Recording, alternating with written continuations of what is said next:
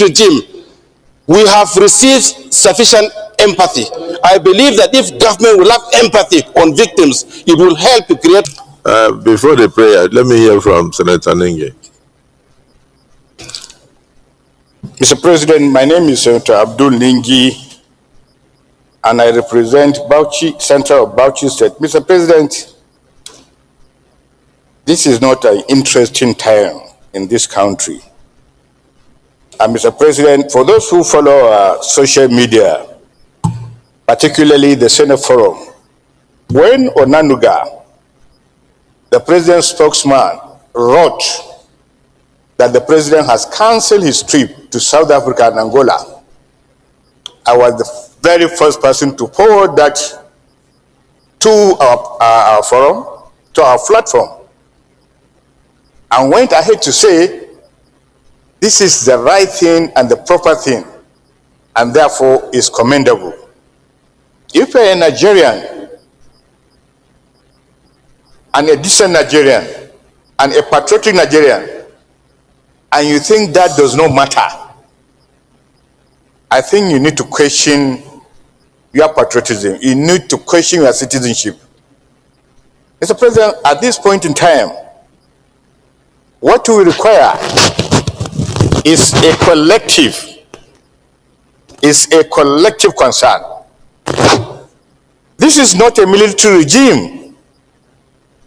This is a democratic regime, where in the military you say the box stop on the table of the president. This is democracy. The box stop not only on the office at the desk of the president, the box also stopped on the table of the Senate President at the head of legislature. Now, following from what Sani Musa said, you see parliamentarians, the affects lawmaking body in Nigeria is the Senate. And Mr. President, you see us asking ourselves, looking for possible answers. Mr. President, the standing committees were not created for ceremonies. The standing committees were created to answer some of the questions arising from what senators are asking. Mr. President, we cannot sit here and security committee ourselves the home truth.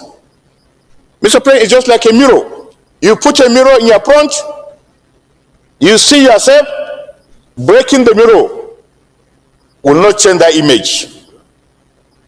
No matter how you do, what you see is what you get. What you are is what you get.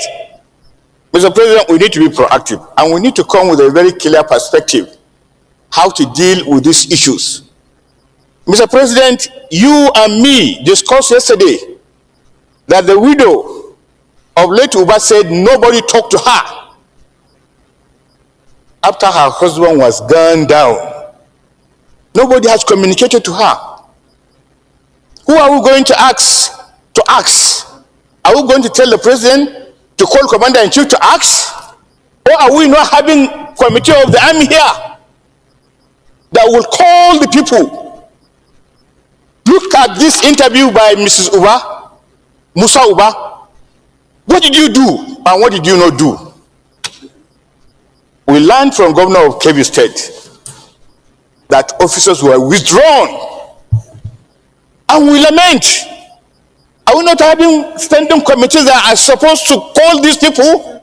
What did you do?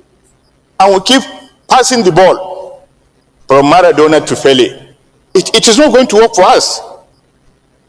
Mr. President, just yesterday, 5 police officers, 3 of whom I know personally, were called broadly murdered in my constituency.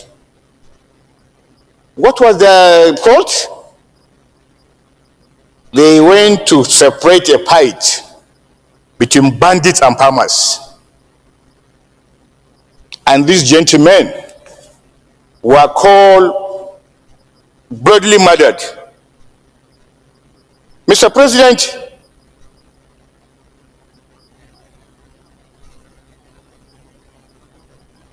by your leave, I will have the honor to call the names of these officers. They were so brutally killed, not in the night. They were not carrying Spiro weapons. Only one of them was carrying AK-17. The other was carrying Vision. AK-47. AK-47. Only one of them, the DSP. And the names of these officers, I will call their names. This is the reality of Nigeria. Inspector Amahil Yunusa, killed. Inspector Idris Ahmad, killed. Corporal Isa Maazu, killed. Killed. In my constituency, local government Darazo. Mr. President, you can imagine the agony that these families are undergoing. Mr. President, in the time past, we are having some of the best military formations, military officers. We are having some of the best police officers, and police formation all across the globe. In fact, at a particular time, Major General Agwai got an outstanding honor as one of the best serving general in Africa. And today, Mr. President, did you ask yourself whether the Agwais and the Dambadaos of those years, and the Enjumas, several of them that are still alive, whether anybody has called, gentlemen, where did we miss it? Why were we the very best military country in Africa? Why were we the best police country in Africa? And why are we here? So it is a collective endeavor, Mr. President, and as long as we continue to see kidnapping as just a crime, we are not going anywhere, because kidnapping has so much been commercialized. People are leaving their jobs in cities and villages, and kidnapping now is one of the best paying jobs in Nigeria, all across. In fact, kidnapping now pays more than oil. Kidnapping pays more than sitting as a senator or sitting in the villa. And therefore, as lawmakers, what do we need to do? We now look at kidnapping and say we must amend our laws to say kidnapping is a terrorist act and must therefore be treated as such and must therefore carry the death penalty. And that is some of the ways we have to go. Mr. President,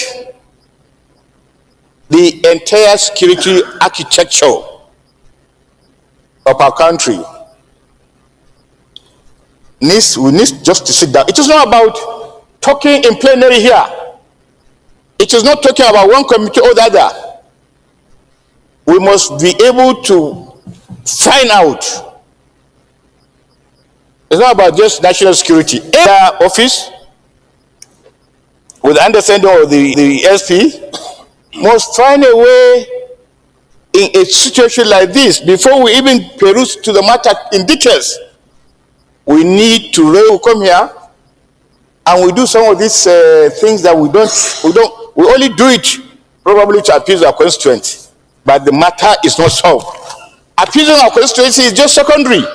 Getting peace is primary.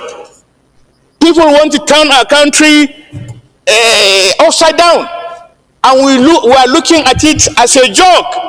Day in, day out, a parliamentarian in Congress